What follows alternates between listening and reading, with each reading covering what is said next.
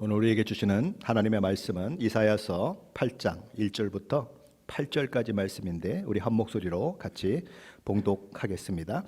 여호와께서 내게 이르시되 너는 큰 서판을 가지고 그의 통용 문자로 마할멜살랄 하스바스라 쓰라. 내가 진실한 증인 제사장 우리아와 여베레기야의 아들 스가랴를 불러 증언하게 하리라 하시더니 내가 내 아내를 가까이 하매 그가 임신하여 아들을 낳은지라. 여호와께서 내게 이르시되 그의 이름을 마헬살랄 하스바스라 하라. 이는 이 아이가 내 아빠 내 엄마라 부를 줄 알기 전에 다메섹의 제물과 사마리아의 노략물이 아수르 왕 앞에 옮겨질 것임이라 하시니라. 여호와께서 다시 내게 말씀하여 이르시되 이 백성이 천천히 흐르는 실로와 물을 버리고 르신과 르말리아의 아들을 기뻐하느니라. 그러므로 주 내가 흉용하고 장일한 큰 하수 곧 아수르 왕과 그의 모든 위력으로 그들을 뒤덮을 것이라. 그 모든 골짜기에 차고 모든 언덕에 넘쳐 흘러 유다에 들어와서 가득하여 목에까지 미치리라. 임마누엘이여 그가 펴는 날개가 내 땅에 가득하리라 하셨느니라. 아멘. 남유다는 지금 절대 위기의 상황을 맞고 있습니다. 북이스라엘의 장관으로서 반역을 일으켜 부가히야라고 하는 왕을 죽이고 왕위를 찬탈한 북이스라엘의 왕 베가와 아람 왕 르신이 동맹을 서로 맺고 남유다를 치러 내려왔기 때문입니다. 당시 남유다의 왕으로 있었던 아하스 왕은 자신과 자신의 나라가 이 두 연합군을 상대할 수 없다는 것을 알고는 아수르 제국의 힘을 빌어서 그 위기를 넘기려고 하죠. 그래서 아수르 제국에 수많은 금은 보화를 바치며 도움을 구하게 됩니다. 자, 북이스라엘은 그렇다고 치고 마지막 보루가 되어야 할 하나님의 백성인 남유다마저도 하나님을 의지하지 않고 하나님을 바라보지 않고 현실적 대안을 찾아 세상 방법을 따라 아수르 제국을 의지하는 모습을 보인 것입니다. 하나님께서 그런 유다를 향해서 메시지를 주시는 거죠. 비록 북이스라엘과 아람 연합군이 거대해 보이고 힘이 강해 보이고 금방이라도 남유다를 멸망시킬 것으로 생각이 되더라도 그들을 바라보지 말고 하나님을 바라보라 라고 이야기하는 것입니다. 아하스는 남유다 중에서 아마 므낫세 다음으로 악한 왕 중에 하나인 것입니다. 하나님을 경외하는 마음이 없는 사람입니다. 그런데 그가 어려움을 당하고 아수르 제국을 그렇게 의지하려고 할 때에 하나님은 그런 우리 같으면 그냥 이런 쓰레기 그러고 버려버려야 할 그런 사람 같은데 찾아오셔서 그를 다시 세우려고 하시는 것입니다. 아하스야, 아람 왕 르신과 북이스라엘 왕 베가가 심히 노할지라도 이들은 연기나는 부직갱이 구루터기에 불과하니 두려워하지 말며 낙심하지 말라라고 말씀하십니다. 하지만 아하스는 믿지 못합니다. 믿지 못하는 아하스에게 이사야 선지자는 그렇다면 하나님의 말씀을 믿을 수 있는 징조를 구해봐라 라고 말합니다. 하지만 아하스는 그마저도 거부합니다. 그러자 이사야 선지자는 여호와 하나님께서 친히 징조를 내리실 것이다 라고 이야기하면서 한 젊은 여인으로부터 태어날 아기, 그 이름을 임마누엘이라고 하게 될 아기에 대한 예언적 선포를 하면서 그가 악을 버리고 선을 택하기 전에, 다시 말해서 철들기 전에 두 왕의 땅이 황폐하게 될 것임을 선언했습니다. 그렇게 이사야서 7장에서 선포된 그 아기의 탄생을 통한 예언적 선포는 오늘 저와 여러분이 함께 읽은 이사야서 8장에서도 계속됩니다. 이번에는 이사야 선지자와 그 부인 사이에서 태어난 둘째 아기를 통해 상징적으로 예표적으로 하나님께서 하실 일이 예언적으로 선포되죠. 그리고 2일 후에 이사야서 9장에서도 그 일이 계속됩니다. 이사야서 9장에 보면 우리가 궁극적이고 최종적으로 소망이 없는 인류, 죄와 허물로 죽어 영벌에 처해질 인류를 위해 이 땅에 오실 메시아, 한 아기로 오실 우리 주 예수 그리스도를 통한 구원이 예언적으로 선포되고 있는 것을 보게 되는 것입니다. 7장에서도 아기에 대한 예언으로 8장에서도 악에 대한 예언으로, 9장에서도 악에 대한 예언으로 하나님의 말씀이 풀어지는 것을 보게 되는 것입니다. 오늘 본문 이사야서 8장 1절 말씀인데 한번 같이 읽어봅니다. 1절입니다. 여호와께서 내게 이르시되 너는 큰 서판을 가지고 그 위에 통용 문자로 마헬 살랄 하스바스라 쓰라. 1절 말씀은 여호와께서 내게 이르시되라는 말로 시작됩니다. 5절에도 동일한 말씀이 기록되고 있는데 한번 같이 볼까요? 5절입니다. 여호와께서 다시 내게 말씀하여 이르시되. 11절 말씀도 함께 읽어보겠습니다. 11절입니다. 여호와께서 강한 손으로 내게 알려주시며 이 백성의 길로 가지 말 것을 내게 깨우쳐 이르시되. 이 세 개의 동일한 취지의 말씀들은 선지자가 어떤 사람인지를 우리에게 잘 보여주는 말씀입니다. 선지자는 어떤 사람입니까? 여호와 하나님의 말씀하신 것을 말씀하신 대로 선포하는 사람이 선지자라는 것입니다. 자, 그렇다면 하나님의 백성은 어떤 사람일까요? 그리스도인은 어떤 사람일까요? 하나님의 통치와 다스림 가운데 있는 사람이 하나님의 백성이요, 그리스도께 속한 자로 그리스도의 마음과 생각을 따라 말하고 생각하고 행동하는 사람이 그리스도인입니다. 자, 그렇다면 이사야에게 하나님께서는 무엇을 말씀하셨습니까? 서판을 준비해서 그 이후에 마헬 살랄 하스바스라라고 기록하라 하셨습니다. 여기 언급되고 있는 이 서판은 이사야서 3장 23절에서는 여성의 손거울로 번역된 단어입니다. 당시 여성들은 구리로 된 그런 거울을 사용했습니다. 구리를 아주 반짝반짝반짝 광인하게 닦아서 그걸 통해서 자기 얼굴을 비춰보고 자기 몸을 비춰보는 그런 일들을 했었는데, 바로 그렇게 된 그런 서판에 마헬 살랄 하스바스라라고 기록하라는 것입니다. 그리고 마치 피켓을 들듯이, 요새 보면 뭐 1인 피켓 시위하고 그러지 않습니까? 그러면 여기다 딱 들고 뭐라고 말을 막 쓰고서는 막 이러면서 막 그렇게 TV에 나오고 그런 모습처럼 그렇게 몸으로 실제 내용을 기록해서 사람들에게 하나님이 전하시는 메시지를 전달하라는 것입니다. 말로만 하지 말고 눈으로 볼 수 있도록 그렇게 해라라는 것이죠.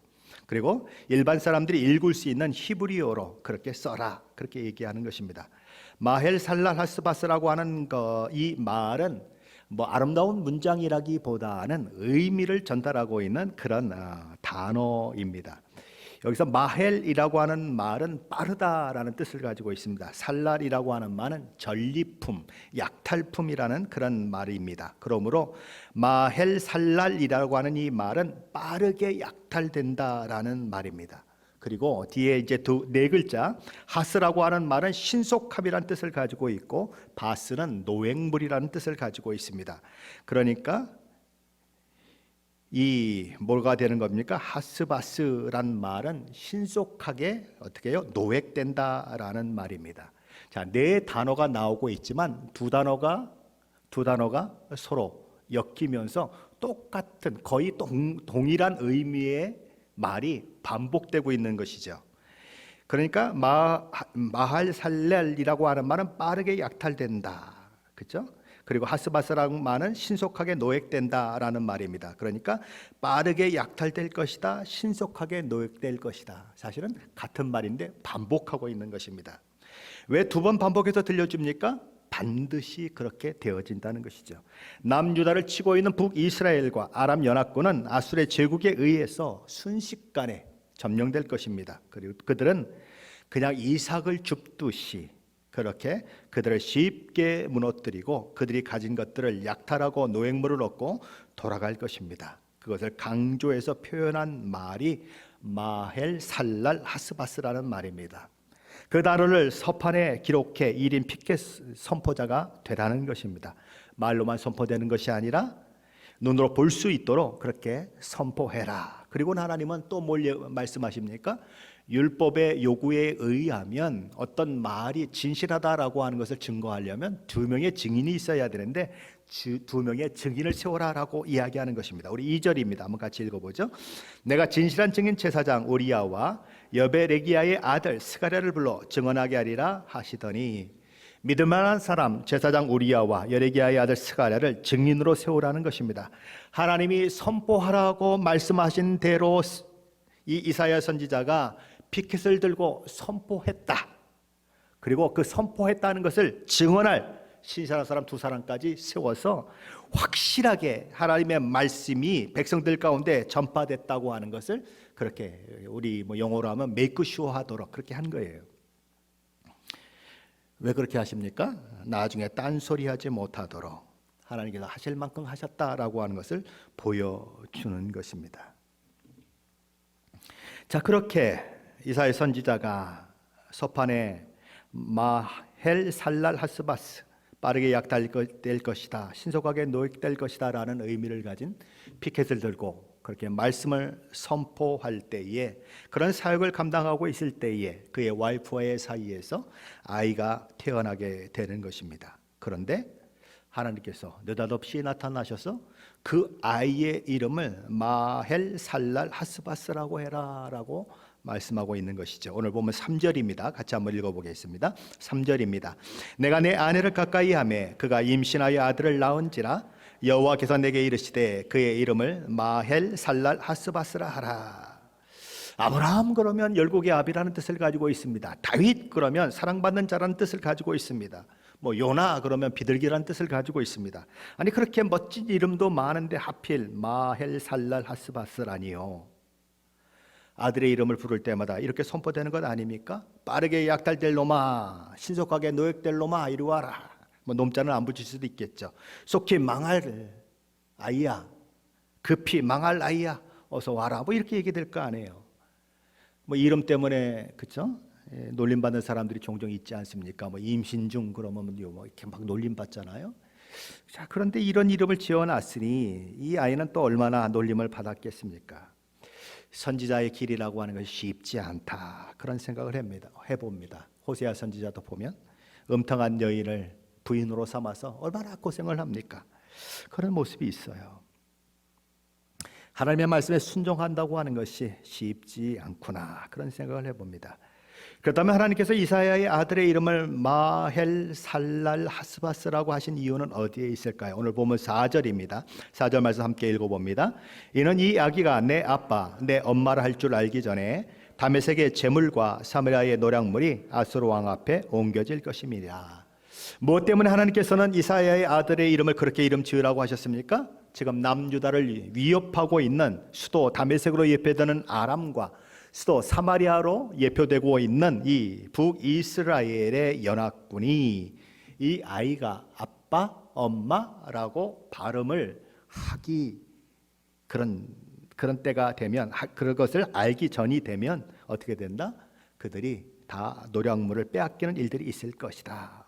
그것을 선포하라고, 그렇게 그 아이의 이름을 그렇게 지으라고 한 것입니다. 아수르 제국의 역사 기록에 의하면 주전 734년에 아수르 왕 디글랏 빌레셋은 북이스라엘의 해변길을 따라 해안 쪽을 강타하여서 팔레스타인을 휩쓸고 이집트까지 진군했습니다. 이 일로 이스라엘은 갈릴리, 요단강 저편, 무깃도 등등 여러 도시들을 다 잃어버리게 되죠. 그리고 11년이 지난 즈음에 북이스라엘은 결국 기원전 722년에 아수르 제국에 의해서 완전히 망해서 지구상에서 사라져버려요. 아람의 다메섹, 오늘날 시리아의 수도 다마스커스는 아수르 제국에 의해서 기원전 732년에 멸망당하고 마는 것입니다. 하나님의 말씀대로 역사가 그대로 이루어지는 거죠. 자, 그렇다면 이런 하나님의 선포의 메시지를 들은 아하스 왕은 어떻게 해야 할까요? 그에게는 둘 중에 하나를 선택할 선택권이 있습니다. 하나는 이런 하나님의 말씀에도 불구하고 여전히 아수르 제국을 의지하기로 선택하는 것입니다. 다른 하나는 하나님 대신에 세상의 힘과 권력을 의지하고 아수르 제국을 통해 자신과 자신의 나라의 위기를 극복하려고 했던 불신앙을 버리고 회개하고 돌이켜 여호와 하나님을 의지하기로 선택하는 것입니다. 아하스는 지금 중요한 선택의 기로에 서 있습니다. 무엇을 선택하느냐에 따라서 그의 운명이 달라질 뿐만 아니라 그가 다스리는 남유다의 운명도 달라질 것입니다. 저와 여러분도 매일매일 선택을 하며 살아갑니다. 믿음의 길을 택할 것인가? 아니면 내 생각과 내 고집과 내 경험을 택할 것인가 하는 기로에 저와 여러분도 지금 서 있습니다. 저와 여러분이 바른 선택 혹은 바르지 않은 선택할 수 있습니다. 아하스 왕의 경우에서 보듯이 그 선택이 무엇이든 간에 저와 여러분의 운명을, 그리고 저와 여러분의 가정의 운명을, 더 나아가서 저와 여러분의 섬기는 교회의 운명을 저와 여러분의 선택이 좌우하게 만들 것입니다. 믿음이라고 하는 것은 무엇일까요? 믿음이 어린 사람, 믿음이 장성한 사람의 차이는 뭘까요? 어린아이는 자기 이외에 다른 사람을 생각하지 않습니다. 뭐든지 자기 위주예요. 그러나 어른은 그럴 수가 없는 겁니다. 어른은 뭐가 달라요? 내가 이 선택을 했을 때에 주변에 어떤 영향을 미칠 것인가, 우리 가정에 어떤 영향을 미치고 우리 교회에 어떤 영향을 미칠 것인가 고민하며 선택하는 사람이 어른이에요. 그것이 영적으로 성숙한 사람이라는 것입니다. 그 사람이 무엇을 선택하는가 하는 것을 보면 그가 무엇을 위해 사는지를 볼 수 있습니다. 그가 어떤 가치관을 가지고 살고 있는지 보게 됩니다. 그가 선택하는 것을 보면 그 사람이 누구이며 무엇을 생각하고 있으며 무엇을 가장 큰 가치에 두고 있으며 무엇이 그 마음을 주장하는지를 알 수 있습니다. 자, 그렇다면 아하스 왕은 어떤 선택을 하게 될까요? 그는 하나님을 의지하는 것이 아니라 아수르 제국을 의지하는 선택을 했습니다. 하나님께서는 북이스라엘의 예를 들어 남유다의 잘못된 선택의 결과가 가져올 어려움과 고통에 대해서 그래서 말씀을 또 하시는 것입니다. 먼저 오늘 본문 5절로 7절 말씀인데 한번 같이 읽어보겠습니다. 5절로 7절입니다. 여호와께서 다시 내게 말씀하여 이르시되 이 백성이 천천히 흐르는 실로아 물을 버리고 르신과 르말리아의 아들을 기뻐하느니라. 그러므로 주 내가 흉용하고 창일한 큰 하수 곧 아수르 왕과 그의 모든 위력으로 그들을 뒤엎을 것이라. 그 모든 골짜기에 차고 모든 언덕에 넘쳐. 아멘. 자, 그럼 여기서 여호와께서 다시 내게 말씀하시되 이르시되 이 백성이라고 이렇게 되어 있는데 이 백성은 도대체 누구를 말하는 것이냐는 것입니다. 굉장히 어려워요. 대부분의 학자들은 이것을 남유다다라고 그렇게 주장합니다. 남유다의 백성이다. 이것을 남유다의 백성이라고 주장하는 학자들은 자, 이 백성을 남유다라고 이야기했을 때 뒤에 나오는 말이 영 거슬리는 것입니다. 뭐예요? 르신과 르마야의 아들을 기뻐한다. 남유다가 자기 나라를 침범해온 동맹을 맺고 침범해온 르신과 르말리아의 아들을 기뻐한다라고 이야기하면 이게 말이 좀 이상해지지 않아요, 그죠? 그래서 뒤에 말이 틀렸다, 바로 잡아야 된다. 그래서 이렇게 얘기를 합니다. 르신과 르말리아의 아들을 두려워함으로 마음이 녹았다, 이렇게 번역을 고쳐야 한다라고 말합니다. 영어 버전 RSV라고 하는 영어 성경이 있는데 거기는 그렇게 번역을 했습니다. 하지만 그렇게 바꿔야 한다라고 하는 그런 것을 증명해낼 만한 증거물은 없어요. 그러니 그냥 성경 그대로 해석하는 게 좋다는 것입니다. 그렇다면 뒤에 말을 생각했을 때에 남유다라고 보는 것이 아니라 앞의 말은 이 백성은 북이스라엘로 보는 것이 더 좋다는 것입니다. 이사야서를 평생 연구했던 알렉 모티어라고 하는 분도 여기서 이 백성은 사마리아, 그러니까 북이스라엘 백성을 가리킨다라고 이야기합니다. 저는 이분의 견해가 옳다라고 생각합니다. 북이스라엘 왕국의 지파들의 변절은 다윗과 여호와가 택한 도성과 믿음의 길을 거부한 것입니다. 그들은 자신의 왕 베가가 아람 왕 르신과 동맹을 맺고 남유다를 치는 그 상황을 기뻐하고 있습니다. 자신들의 통치자 왕이 너무 잘하고 있다고 박수를 치고 있습니다. 하지만 그것은 하나님에 대한 반역 행위입니다. 하나님의 백성인 남유다를 이방인인 아람과 힘을 합해 멸망시키려는 그들의 계획은 사실상 하나님의 뜻을 거역하는 행위입니다. 그러기에 하나님께서는 그들이 천천히 흐르는 실로아 물을 버린 자들이다라고 말씀합니다.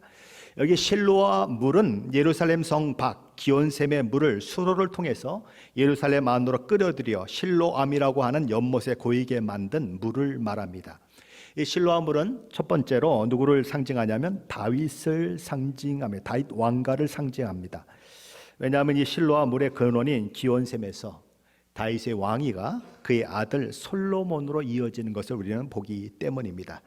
실로아 물은 두 번째로 예루살렘이 믿음의 도시라는 것을 의미하기도 합니다. 지형을 고려할 때 예루살렘 성은 난공불락의 성이었습니다. 하지만 예루살렘 성의 치명적 단점은 그 안에 물이 없다는 것입니다. 그래서 밖에서 그냥 아무도 못 나가게 그냥 포위만 하고 몇 개월씩 그냥 있으면 그냥 다 죽는 거예요. 그게 가장 치명적인 그런 단점입니다. 너무 그냥 엄청난 절벽 위에 그렇게 성이 있어서 아무도 그렇게 빼앗기가 어려운 것이긴 하지만 물이 귀한 것이죠. 그래서 실로와 물 그 수로를 만들어서 이 기온샘에 있는 물을 그 안으로 들어가게 만드는 것입니다. 그래서 식수를 해결하는 것이죠. 그 식수는 그들의 생명수인 것입니다. 그러므로 실로와 물을 버렸다고 하는 것은 생수의 근원이신 여호와 하나님을 버렸다는 그런 의미인 것입니다. 실로와 물, 그야말로 물이 흐르는 것조차 잘 느껴지지 않을 정도로 작은 수로를 통해서 샘에서 나오는 물이 예루살렘 성 안으로 흘러 들어가는 그런 물인 것입니다. 그러나 그 중요성에 있어서는 세상 어떤 것과도 비교할 수 없을 만큼 아주 중요한 것입니다. 왜냐하면 예루살렘 성 안에 있는 주민들의 생명과 직결되기 때문입니다. 물이 없으면 예루살렘 성이 아무리 견고하면 뭐 하겠습니까? 다 굶어 죽고 다 목말라 죽는데 안 되는 것입니다. 그것처럼 하나님의 백성이 생수의 근원이신 여호와 하나님을 버리고 살 수 없는 법인데 미련한 북이스라엘 백성들은 그 여호와 하나님을 버렸다는 것입니다. 그렇다면 그렇게 하나님을 반역하고 버린 결과는 어떻게 될까요? 심지어 이방 세력인 아람과 동맹을 맺고 다윗의 왕위가 지속되고 있는 남유다를 괴롭히며 전쟁을 일으킨 북이스라엘의 결국은 어떻게 될까요? 그리고 아수르 제국의 힘을 빌어 북이스라엘과 아람 연합군을 물리치려던 남유다의 결국은 어떻게 될까요? 오늘 보면 7절로 8절인데 한번 같이 읽어보겠습니다. 7절 8절입니다. 그러므로 주 내가 흉용하고 창일한 큰 하수 곧 아수르 왕과 그의 모든 위력으로 그들을 뒤덮을 것이라.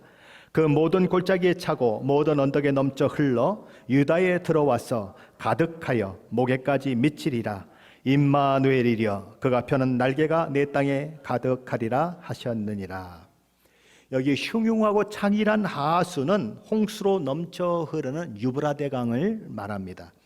유브라데 강은 평상시에는 그 지역에 사는 수많은 주민들에게 농사와 목축 등에 필요한 물을 공급하는 역할을 함으로써 그들에게 풍요로움을 선사했던 아주 좋은 강이죠. 하지만 홍수로 범람하면 주변을 쑥대밭으로 만들어버리는 것입니다. 아수르가 바로 그 유브라데 강이 홍수로 범람하는 것처럼 그 세력을 떨쳐서 아람과 북이스라엘을 뒤엎을 것이다 라고 지금 말씀하고 있는 것입니다. 그 물은 골짜기를 채울 것이고 작고 큰 언덕을 잠기게 만들 것이다. 그리고 마침내 유다까지 흘러 들어오게 될 것이다. 그렇게 되면 유다가 목까지 잠기는 일이 있을 것이다. 그러니까 물에 다 잠겨가지고 요 얼굴만 내밀고 있는 상황이 만들어질 것이다. 무슨 말이에요? 겨우 목숨만 건진 상태가 될 것이다. 그렇게 얘기하는 것이죠. 우리말에 믿는 도끼에 발등 찍힌다는 말이 있습니다. 아수르를 의지해서 북이스라엘과 아람을 대항하려고 했는데 그 믿는 도끼에 발을 찍혀서 결국 아하스 왕은 그 일로 말미암아 거의 나라가 멸망에 처할 위기를 맞게 되고 히스기야 시대에 가면 다른 도성들은 다 멸망하고 예루살렘 하나만 남아서 애워싸고 있는데 히스기야가 하나님을 경외했기 때문에 겨우 그 위기를 넘기는 그런 모습들을 우리는 보게 되는 것입니다. 자, 유브라데 강물은 온 세상을 집어삼킬 듯 거대한 물을 쏟아내어서 골짜기를 채워버리고 언덕을 덮어버리는 엄청난 힘을 가진 물입니다. 그에 반해서 실로와 물은 물이 이게 흐르는지 흐르지 않는지 확인이 안 될 정도로 진짜 졸졸 흘러 들어가는 그런 물입니다. 실로와 물과 유브라데 강의 물은 그야말로 비교 불가할 만큼 엄청난 차이가 있습니다. 그런데 하나님을 따르는 믿음의 길은 실로와 물 같고 세상의 거대한 물결은 범람하는 유브라데 강물 같다는 것입니다. 인간의 눈으로 보기에 믿음의 길을 간다고 하는 것은 힘 없는 길 같고 망하는 길 같고 아무런 소망을 줄 수 없는 길 같습니다. 반면에 인간적인 눈으로 보면 세상의 길은 넓고 힘이 넘쳐나고 모든 것을 다 이루게 될 것 같은 그런 모습으로 다가오는 것입니다. 그래서 신앙인들이 종종 실패하는 것입니다. 그래서 신앙인들이 종종 타락하는 것입니다. 하나님의 능력보다 훨씬 커 보이는 세상 권세 앞에 굴복하는 것이죠. 믿는 자는 약속하시는 이는 미쁘시니 그러며 실로와 물을 마시고 그 속에서 생명을 얻고 영생의 길을 걷는 사람들입니다. 그런 믿음의 사람들이 그것을 잊어버리고 세상을 선택하면 어떻게 될까요? 유브라데 강물이 온 세상을 뒤덮듯이 세상에 의해 뒤덮여서 세상에 짓밟히게 되는 일이 일어난다는 것입니다. 그렇게 되면 여호와 하나님께서 내가 너와 함께 하겠다는 약속이 머물고 있는 임마누엘이 어떤 수치를 당하게 됩니까? 8절 하반절은 이렇게 말씀합니다. 임마누엘이여 그가 펴는 날개가 내 땅에 가득하리라. 여기서 그가 누구일까요? 학자마다 의견이 분분합니다. 어떤 이는 이것이 임마누엘이라고 하는 말이 나오고서 나왔기 때문에 하나님이 날개를 쫙 펴가지고 이스라엘을 보호하는 것을 말한다라고 이야기하는 분들이 있습니다. 어떤 이들은 그게 아니다. 임마누엘이여 그가 했는데 그 앞에 보면 하나님에 대한 얘기가 전혀 나오지 않지 않느냐. 그러므로 그는 아수르 제국을 말한다. 아수르 제국의 영향력이 남유다에 가득하게 되는 것을 말한다라고 이야기합니다. 어느 의견을 취하는 것이 좋을까요? 저는 유브라데 강물이 남유다의 목까지 차는 것과 관련이 있다고 생각합니다. 그리고 지금 이사야 선지자가 아하스 왕에게 지속적으로 이야기하고 있는 것이 무엇입니까?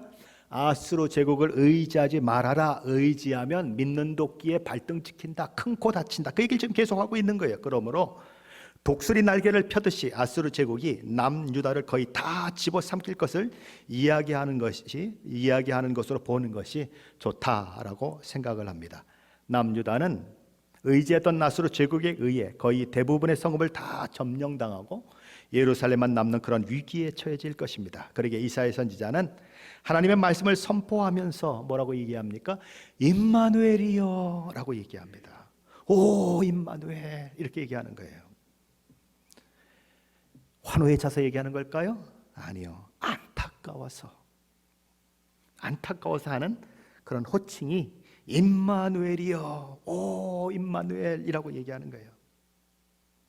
아하스가 실로와 물과 같은 하나님을 선택하지 않고 유브라데 강물 같은 아수르 제국을 선택한 결과로 인해 초래한 파멸을 생각하면서 안타까움으로 부르짖는 이름이 임마누엘이여라는 호칭입니다. 내가 어찌 알맹이 신앙을 잃어버린 껍데기 신앙인이 되었는가? 하나님의 백성이 어떻게 이렇게 망하는 길을 선택했는가? 임마누엘이여. 그렇게 되는 것이죠. 예레미야에 보면 예레미야 선지자는 남유다가 완전히 멸망한 그 일로 인해 너무나 큰 충격에 빠져서 눈물이 마를 정도로 통곡하며 애가 슬픔의 노래를 부릅니다. 슬프다. 어찌 그리 금이 빛을 잃고 순금이 변질하였으며 성소의 돌들이 거리 여기마다 쏟아졌는고 순금에 비할 만큼 보배로운 시온의 아들들이 어찌 그리 토기장이가 만든 질 항아리같이 여김이 되었는고 전에는 존귀한 자들의 몸이 눈보다 깨끗하고 젖보다 희며 산호들보다 붉어 그들의 윤택함이 갈아서 빛낸 청옥 같더니 이제는 그들의 얼굴이 숯보다 검고 그들의 가죽이 뼈들에 붙어 막대기같이 말랐으니 어느 거리에서든지 알아볼 사람이 없도다. 멸망해가는 다 멸망해서 굶주려서 죽어가는 영혼들을 바라보며 그는 우는 것입니다. 그 피부색은 젖보다 희고 그 혈색은 산호들보다 더 붉어서 윤택함이 갈아서 빛낸 청옥 같은 사람들이 이제는 막대기처럼 돼버렸고 못 먹어서 시커멓게 된 그런 모습을 하고 있다라는 거죠. 예레미야의 이 눈물의 노래도 임마누엘이여 라는 통곡인 것입니다.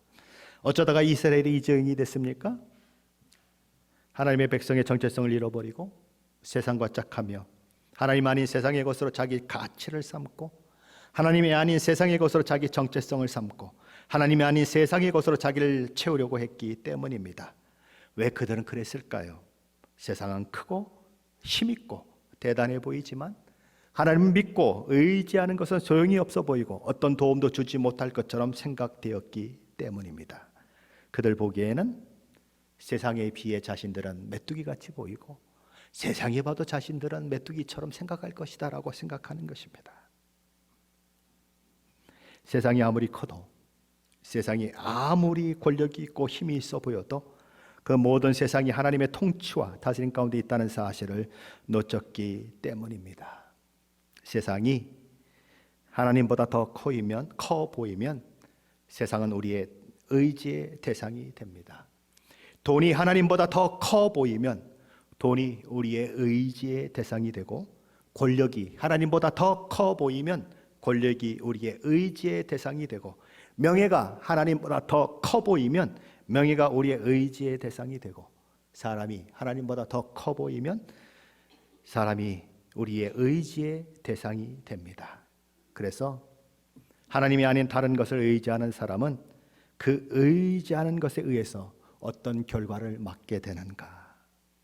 남유다가 물이 목에까지 찬 것처럼 그 의지하는 것 때문에 결과적으로 엄청난 어려움을 겪게 될 것이다. 오늘 본문이 저와 여러분에게 이야기하고 있는 것입니다. 하나님은 어떤 분이십니까? 남유다의 아사 왕에게 하나니 선지자는 역대하 16장 9절 상반절에서 이렇게 말합니다. 여호와의 눈은 온 땅을 두루 감찰하사 전심으로 자기에게 향하는 자들을 향하여 능력을 베푸시는 분이시다. 나는 누구입니까? 나는 어떤 사람입니까? 나는 우리 주 예수 그리스도로 말미암아 구원받아 하나님의 자녀가 된 사람입니다. 그리스도인입니다. 세상이 아니라 하나님이 공급하시는 힘으로 살아야 할 신자요, 내 방법이 아니라, 내 경험이 아니라, 내 자존심이 아니라, 내 생각이 아니라 하나님으로부터 온 것으로, 하나님이 기뻐하시는 것으로, 하나님의 방법과 하나님이 주신 말씀을 따라 날마다 자신을 쳐서 복종시키며 매일매일을 살아가야 하는 신자가 저와 여러분입니다. 신자가 그것을 잃어버리면 이름뿐인 껍데기 신자가 됩니다. 신자가 그것을 잃어버리면 맛을 잃은 소금이 됩니다. 맛을 잃은 소금이 아니라 맛을 내는 소금, 꺼져가는 심지가 아니라 밝은 빛을 발하는 등불로, 그리고 하나님의 말씀 앞에 날마다 자신을 쳐서 복종시키며 주의 손길 가운데 빚어져 임마누엘이여 라는 한탄과 아쉬움이 아니라 너는 내 것이라, 내 이름을 빛낼 나의 그릇이라 칭함받으시는 저와 여러분이 되시기를 예수 그리스도 이름으로 간절히 축원합니다.